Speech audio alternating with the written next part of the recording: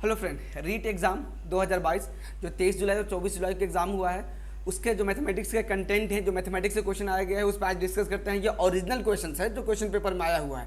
आप जा करके राजस्थान के जो आरबीएससी है अजमेर है वहाँ पे ऑफिशियल वेबसाइट पे जाएंगे, जहाँ से आपने एडमिट कार्ड डाउनलोड किया है वहाँ पे आपको ओरिजिनल ये क्वेश्चन पेपर मिल जाएगा। आप डाउनलोड कर सकते हैं सारे क्वेश्चन पेपर। दोनों दिन जो एग्जाम हुए हैं 4 शिफ्ट में सबके सब क्वेश्चन पेपर अपलोड कर दिया गया है। आप जाकर वहाँ से पीडीएफ फॉर्म में डाउनलोड कर सकते हैं। तो चलिए मैथमेटिक्स का ये आप देखे जाएंगे तो ये है आपका 23 जुलाई का एग्ज़ाम हुआ है सेकेंड शिफ्ट में। जो सेकेंड शिफ्ट में एग्जाम हुआ है उसका क्वेश्चन पेपर का हम अभी एनालिसिस कर रहे हैं। सारे वीडियोस आपको दे देंगे। अगर आप मेरे चैनल पर नए हैं तो प्लीज़ मेरे चैनल को सब्सक्राइब करके बेल आइकन जरूर प्रेस कर देना, ताकि जैसे मैं कोई भी वीडियो अपलोड करूँगा नोटिफिकेशन सबसे पहले आपको मिले। एंड इसका फाइनल जो आपका सिलेक्शन हो जाएगा इंशाल्लाह ज़रूर। और आपको जो मेन एग्जाम होने वाला है जिससे आपको जॉब मिलेगी उसके प्रिपरेशन में इस पूरी वीडियो इस चैनल पर फ्री में अपलोड कर दूंगा। आप मेरे जरूर चैनल को सब्सक्राइब करके बेल आइकन जरूर प्रेस करना बिल्कुल भी ना भूलें। तो चलिए लिखा हुआ है द फैक्टर ऑफ x के power 4 minus x minus y raise to the power whole power 4 is क्या होना चाहिए।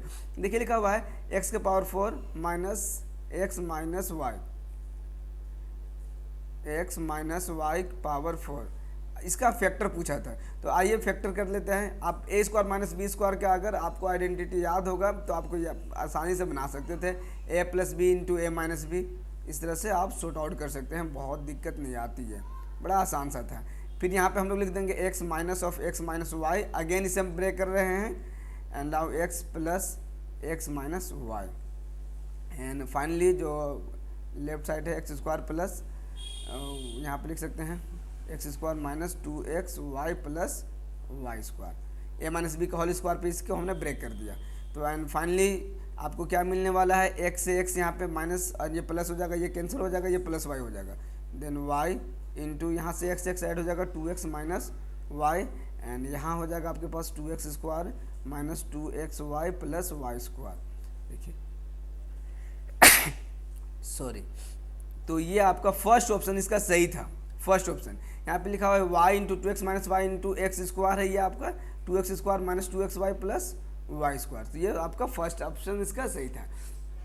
आई लिखा हुआ है the sum of two number is 22 and the sum of squares of 404, then the number आपको बताना था, तो उस नंबर का प्रोडक्ट बताना था। तो जनरली इस नंबर का जो प्रोडक्ट है आपका है 40।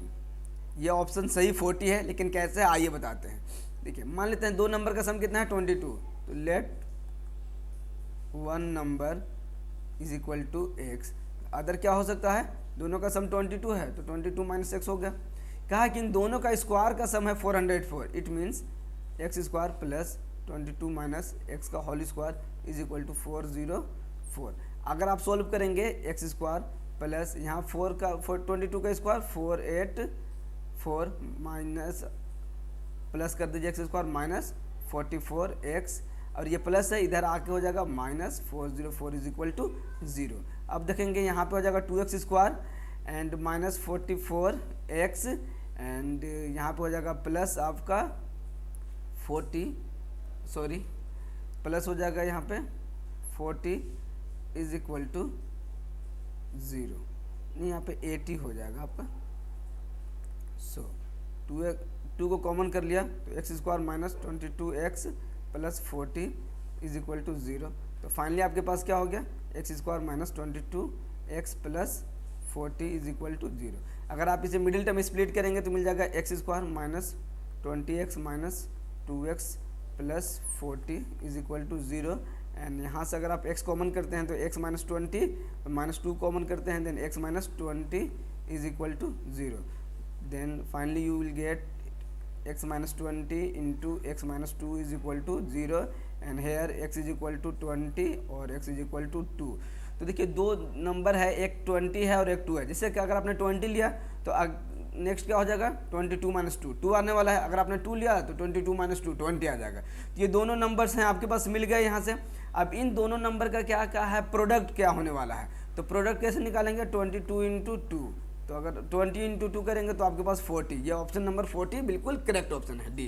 The sum of the digit of minimum number by which this, देखिए इस नंबर से मल्टीप्लाई किया जाए तो वो एक परफेक्ट क्यूब बन जाएगा, उसका डिजिट का सम फाइंड करना। लिखा हुआ है the sum of digits of the minimum number, वो सबसे छोटी कौन सी संख्या होगा जिसको इसमें मल्टीप्लाई करने के बाद ये परफेक्ट क्यूब बन जाएगा। तो आइए यहाँ क्यूब बनाना है, तो क्यूब बनाने के लिए क्या हो सकते हैं कि 3 का पेयर लेते हैं। तो अभी हम लोग 2 से यूज करते हैं, 2 9 0 हो गया आपके पास, फिर 2 से 4 5 0 आप कर सकते हैं, फिर अगेन 2 से 2 2 जा 4, 2 2 जा 4 एंड 2 5 जा 10। नाउ 5 से करके देखिए, 5 4 जा 20, 5 5 जा 25, फिर 3 से 15, फिर 3 से and 5।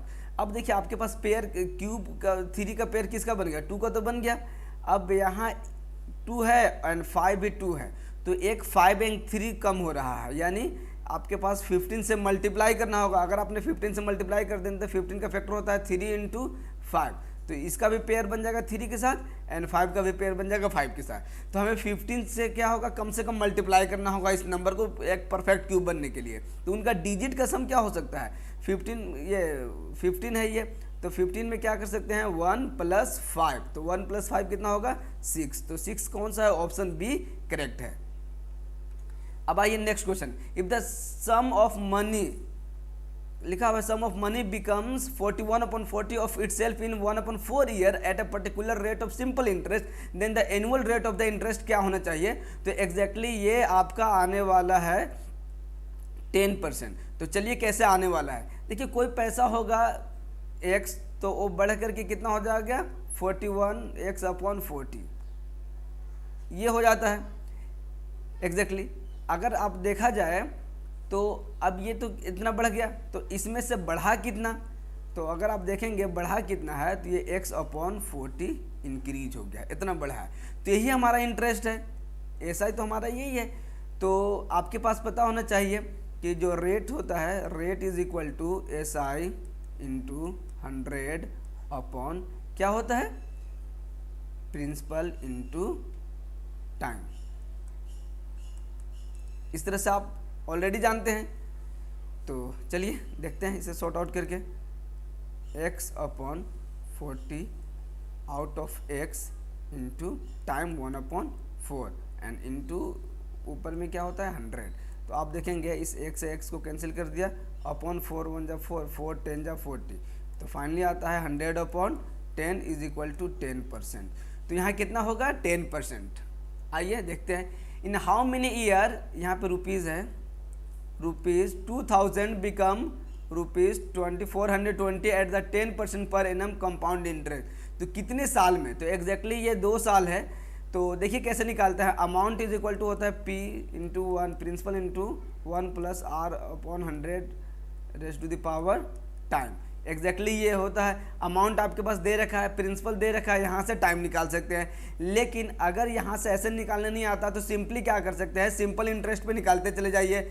SI is equal to क्या होता है, P into R into T/100, दोनों में से किसी से आप निकाल सकते हैं, लेकिन ये काफ़ी ईजी होगा, इस वजह से मैं ये कह रहा हूँ। 2000 इंटू रेट के यहाँ हो जाएगा 10% है, टाइम 1 साल के लिए निकालना है आपको।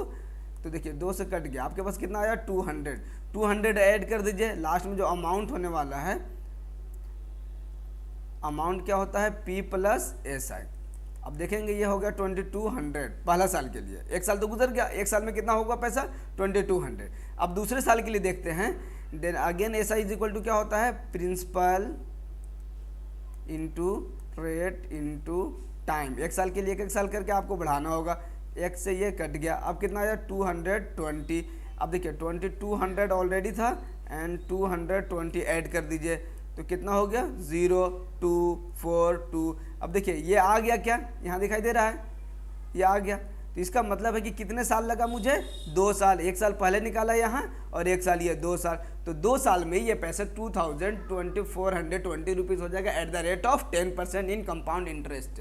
Okay, now if the selling price of 7 articles is equal to the cost price of 6 article, बोलता है कि 6 चीज़ों को, कोई भी चीज़ है आपके पास, 7 को बेचने पे जो पैसा मिलता है वो 6 को जो खरीदे थे उतने पैसे के बराबर है। तो इसमें क्या होगा, what is the percentage of loss, loss percentage कितना होगा। अच्छा, इसमें कुछ और गड़बड़ हो रखा था, तो अभी मैं यहाँ पे सॉल्व करके बता दूंगा, क्योंकि इस तरह के लिखना थोड़ा डिफ़िकल्ट होता है मुझे PPT में। तो आइए अभी हम इसको बता देते हैं कितना होने वाला था ये। तो आइए इसका हम क्वेश्चन पेपर दिखा देते हैं, ओरिजिनल क्वेश्चन पेपर कहाँ है। देख रहे हैं ये ओरिजिनल क्वेश्चन पेपर है, राजस्थान के वेबसाइट से डाउनलोड किया है। अगर आप देखना चाहते हैं तो देखिए यहाँ पास लिखा हुआ है ये पेपर कोड, ये लिखा हुआ है शिफ्ट, सेकंड शिफ्ट का है, सीरीज नंबर, ये सब कुछ ये राजस्थान ओरिजिनल वेबसाइट पे आप जाकर डाउनलोड कर सकते हैं, कोई मुश्किल नहीं होगा। आप आइए आपको दिखाते हैं कितना क्वेश्चन कहाँ पे है। हाँ देखिए ये है आपके पास question, if the selling price of 7, यहाँ लिख रखा था 14 एग्जैक्टली, इसका सेकेंड ऑप्शन सही है, इसका जो सेकेंड ऑप्शन होगा आपका वो बिल्कुल करेक्ट है। तो आइए इसको हम बनाकर आपको दिखाते हैं। सपोज कर लीजिए जो आपने 7 को बेचा, 6 को जितना में खरीदा था उतना कोई कितना में बेचा, 7 में। तो मान लेते हैं कॉस्ट प्राइस यानी क्रेमुल of 6 object is equal to x रुपये है, तो एक का CP कितना हो सकता है, ये x/6 हो सकता है। और SP बोला है कि 6 को आपने जितना में खरीदा था उतना हमने कितना बेचा है, 7 को बेचा है x में, तो 1 को कितना में बेचा होगा, x/7 में बेचा होगा 1 को। तो आइए अब हमारे पास लॉस देखिए, अगर न्यूमरेटर सेम हो, डेनोमिनेटर अगर डिफरेंस हो, तो देखिए जिसका डेनोमिनेटर बड़ा होगा, हर जिसका बड़ा होगा वो छोटा होता है, तो ये छोटा है, तो इसका मतलब हमें लॉस हुआ है, तो x-6/x-7। अब देखेंगे x-42 का हमें लॉस हो गया है। तो लॉस परसेंटेज निकालना है, तो क्या होता है, लॉस अपॉन क्रेमुल कॉस्ट प्राइस। कॉस्ट प्राइस मेरा कितना था x एंड इंटू क्या हो जाएगा आपके पास 100। एक का कॉस्ट प्राइस निकालेंगे, x का कॉस्ट प्राइस कितना है आपके पास, x रुपीज़ है। अब देखिए अब हम लोग क्या करते हैं, इसको शॉर्ट आउट करते हैं, x/42 इंटू 6/x इंटू 100, इस तरह से हो जाएगा। x से x कैंसिल, 6 से 7 कैंसिल, 7 से अगर करेंगे तो आपको आ जाएगा 14:2/7%। तो ये ऑप्शन नंबर बी था, ये बी बिल्कुल करेक्ट है। आपके जो भी होगा बी, अगर ए सी एंड डी होगा कोड, तो उसमें हो सकता है ये ऑप्शन अलग अलग दे सकता है, लेकिन इसका करेक्ट ऑप्शन है 14:2/7%। अब आइए नेक्स्ट पे देखते हैं। अब बैग कॉन्टेन देखिए, ये 20 रुपीज़ का नोट है, ये 10 रुपीज़ का नोट है और 5 रुपीज़ का नोट है। एक बैग में 20 रुपये, 10 रुपये और 5 रुपये के नोट के रखा हुआ था, जिनकी संख्या का जो रेशियो है 3:4:5 है। तो बैग में पूछता है कि टोटल पैसा अगर 1000 है तो उसमें 5 रुपये नोट की संख्या कितनी है। तो मान लेते हैं आपके पास एक बैग है जिसमें 20 रुपीज़ की जो नोट की संख्या है 2, तो आपके पास पैसा कितना हो जाएगा, 20 × 2 यानी 40 रुपीज़ हुआ। तो इसी को यूज़ करके हम बनाएंगे। मान लेते हैं जो सबके कॉमन है, common ratio BX, common ratio BX, ठीक है। जो कॉमन चीज़ें हैं वो कटने के बाद बचता है जो स्टैंडर्ड फॉर्म में। तो अब देखिए हम क्या करते हैं यहाँ पे, तो 20 रुपये की संख्या कितनी हो जाएगी, नंबर ऑफ 20 रुपीज़ नोट्स, देखिए ये 3 है यानी 3x, and same cheese number of 10 rupees notes, ये कितना हो जाएगा 4x, and number of 5 rupees note, 5 rupees note 50, ये 5x हो गया। तो अगर हम रुपए में फाइंड करेंगे तो 20 रुपए की नोट की संख्या को 20 से मल्टीप्लाई कर देंगे तो रुपए हो जाएगा। It means 3x × 20 plus 4x × 10 plus 5x × 5, और ये टोटल पैसा 1000 रुपये है हमारे पास। अब इसे सॉल्व करेंगे, then 60x plus 40x plus 25x is equal to 1000। देखेंगे 125x is equal to 1000, x is equal to 1000/125, ये 8 आता है। तो x क्या हमने लिया था, x लिया था कॉमन रेशियोज एंड नोटों की संख्या, ये तो कॉमन रेशियो है। लेकिन नंबर ऑफ 20 रुपीज़ नोट की कितना था, तो 5 रुपीज़ की नोट की संख्या 5x, तो लिखेंगे number of 5 rupees notes is equal to कितना हो सकता है, 5 × x निकाला है मैंने 8, तो 8 5 जा 40 देखिए कौन सा ऑप्शन नंबर डी करेक्ट था। तो 40 सही आंसर है। जो भी आपके पास होगा वो हो सकता है आप कर देंगे। प्लीज़ अभी मेरे चैनल को देख रहे हैं तो प्लीज़ मेरे चैनल को सब्सक्राइब करके बेल आइकन जरूर प्रेस करना, ताकि जैसे ही मैं वीडियो अपलोड करूँ नोटिफिकेशन सबसे पहले आपको मिले। अब देखिए the sum of numerator and denominator of the fraction is 55 and the value of fraction is 3/8, then the fraction is कितना होना चाहिए, जो कि एग्जैक्टली अगर आपने इस क्वेश्चन को बड़ा अच्छे से सोल्व किया होगा तो फ्रैक्शन इसमें से नॉन ऑफ दीज आने वाला था आंसर आपका। तो आइए देखते हैं कैसे आने वाला था। न्यूमरेटर का मतलब होता है अंश और डिनोमिनेटर का मतलब होता है हर। तो बोलता है कि numerator sum of numerator and denominator, यानी आपने फ्रैक्शन को मान लिया x अपॉन वाई, तो इसका मतलब है x प्लस वाई, दोनों को जोड़ दिया न्यूमरेटर और डिनोमिनेटर को। ये कह रहा है ये 55 है। अब बोलता है कि the value of fraction is 3/8, then the fraction is क्या होना चाहिए। अब क्या कहता है कि x अपॉन जो 5 है ये 3/8 के बराबर है, तो क्या होना चाहिए फ्रैक्शन। क्रॉस मल्टीप्लाई कर दीजिए, 8x इज इक्वल टू यहाँ पे y था 3y, now you will get 8x minus 3y is equal to 0। यहाँ पे आपका हो गया सेकेंड इक्वेशन। ये सपोज कर लीजिए आपका इक्वेशन है फर्स्ट इक्वेशन को 4 से मल्टीप्लाई कर 8 से मल्टीप्लाई करके सब्ट्रैक्ट कर दीजिए या 3 से मल्टीप्लाई करके ऐड कर दीजिए। Now 3x minus 3y plus 3y is equal to कितना हो जाएगा 165, एंड यहाँ पे आपका है 8x minus 3y is equal to 0। Add करना है तो ये प्लस माइनस कैंसिल, ये हो जाएगा 11x is equal to 165, so x is equal to 165 upon 11। Cut करेंगे तो 15 आ जाएगा। x आपका आ गया 15, तो y कितना हो जाएगा आपका हो जाएगा यहाँ पे 40, तो x is equal to 15 and y is equal to क्या हो गया 40। अगर हम देखें तो ये हमारा फ्रैक्शन है, यानी 15 अपॉन 40, ये हमारा क्या है फ्रैक्शन। लेकिन इसमें से कोई है क्या फ्रैक्शन ऐसा दिखाई दे रहा है क्या, नहीं दिखाई दे रहा, तो इसमें नन ऑफ दिस आंसर होगा। चलिए लिखा हुआ है कि a transversal intersect two parallel lines then each of pair of the corresponding. देखिए ट्रांसवर्सल किसे कहते हैं, अगर ये एक पैरेलल लाइन से अगर ये पैरेलल लाइन है, एक ट्रांसवर्सल, इसको ट्रांसवर्सल कहते हैं। मान लीजिए कि हम ट्रांसवर्सल को टी मान लिया, L1 and L2 parallel line है, तो कोरस्पॉन्डिंग एंगल इसे कहते हैं। ये दो एंगल कोरस्पॉन्डिंग होंगे या इस तरफ के दोनों एंगल ये कोरस्पॉन्डिंग होंगे, जैसे 1 2 3 4, यानी angle 1 is equal to angle 2 होगा, angle 3 is equal to angle 4 होगा। ये इक्वल होता है, क्या होता है इक्वल, तो ये होता है इक्वल, और इसके नीचे भी हो सकते हैं लेकिन इक्वल होते हैं सारे। The longest side of A right angle triangle is, देखिए राइट एंगल ट्रायंगल आप देखे होंगे कि इस तरह से राइट एंगल ट्रायंगल बनता है, तो सबसे बड़ी साइड ये होता है एच। हाइपोटेन्यूज कहते हैं या कर्ण कहते हैं, कर्ण या हाइपोटेन्यूज। तो आपको देख सकते हैं यहाँ हाइपोटेन्यूज फर्स्ट में लिखा हुआ है, हाइपोटेन्यूज होता है ये। इसके बाद देखेंगे, अच्छा इसमें लिखा हुआ था यहाँ पे 5x, यहाँ पे लिखा हुआ है आपका 3x, जो भी लिखा होगा 2x और यहाँ पे 3x, ये इस तरह से एंगल लिखा हुआ है। तो यहाँ पे आपका एंगल है PQRS, तो आपको एंगल QPS यानी ये एंगल फाइंड करना है। ये अगर ये दोनों पैरेलल हैं तो PS पैरेलल QR, तो क्या पैरेलल है तो ये और ये अल्टरनेट इंटीरियर एंगल से इक्वल हो जाएगा, ये और ये अल्टरनेट इंटीरियर एंगल से इक्वल हो जाएगा, 2x हो जाएगा। अब देखिए इन तीनों का सम अगर ट्रायंगल बन रहा है तो 2x plus 3x plus 5x is equal to 180 degree आना चाहिए। अगर आप देखेंगे तो 10x हो गया 180 degree, so x is equal to आ जाता है 18 डिग्री। अगर आप देखेंगे r की बात करें तो angle r is equal to कितना हो जाएगा 90 डिग्री, 18 5 जा 90, 18 25 90 होता है। अब देखिए ये और ये तो एक दूसरे से मैच करके अब बचा हुआ एंगल ये होगा, तो ये भी कितना हो जाएगा 90 डिग्री, तो ये 90 डिग्री आपका इसका सही आंसर है। आइए देखते हैं, sum of all interior angle of pentagon, pentagon के सारे इंटीरियर एंगल का सम कितना होता है 540 डिग्री। इसका ये होता है एक फॉर्मूला है, आप याद रखेंगे, ये n है नंबर ऑफ साइड। अब देखिए ट्रायंगल की बात करेंगे तो 3 - 2 इंटू 180 डिग्री, 3 - 2 1 होता है, 1 इंटू 180 डिग्री। ट्रायंगल का सम कितना होता है 180।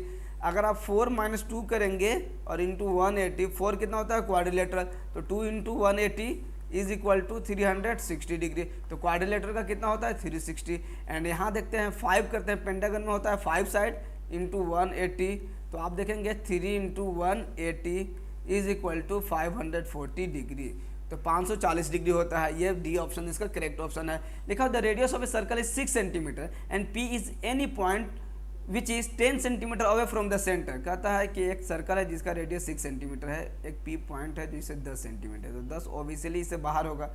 अब फिर पूछता है कि वहाँ से एक आपको टेंजेंट ड्रॉ करना है, तो ये तो 90 डिग्री का होता है, यहाँ आप जानते होंगे क्लास 10th का एक रूल्स है।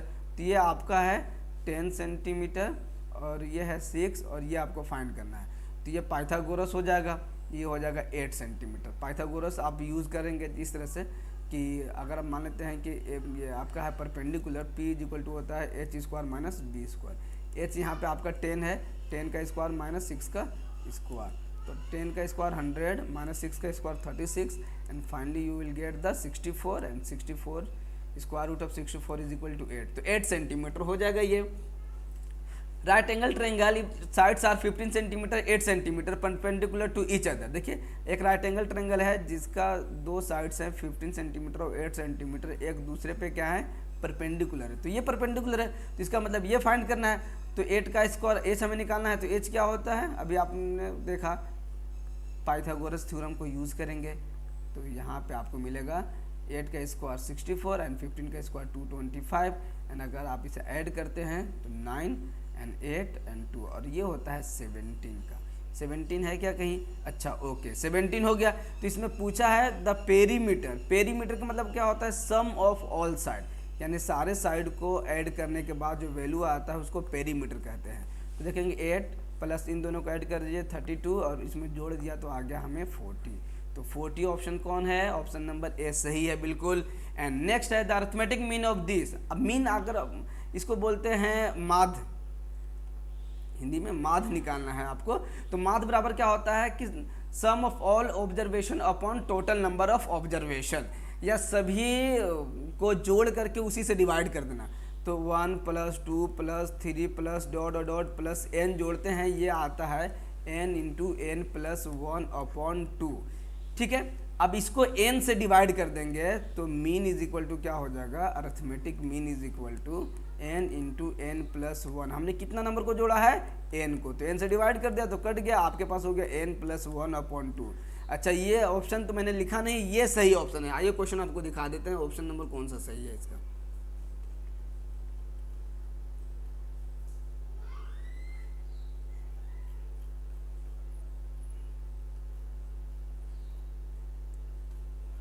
देखिए ये आ गया आपका, ये हो गया सेकेंड, बी ऑप्शन इसका सही है, बी इसका ऑप्शन नंबर बी करेक्ट था, ठीक है। आपके पास जो भी होगा n प्लस 1 अपॉन 2 जिस ऑप्शन में होगा ये करेक्ट आंसर है इसका।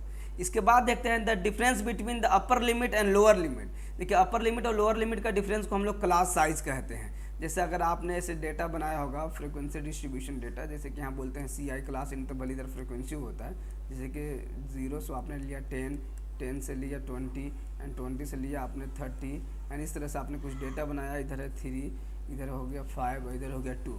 तो देखिए upper limit minus lower limit हर जगह बराबर होता है, इसको हम बोलते हैं क्लास साइज।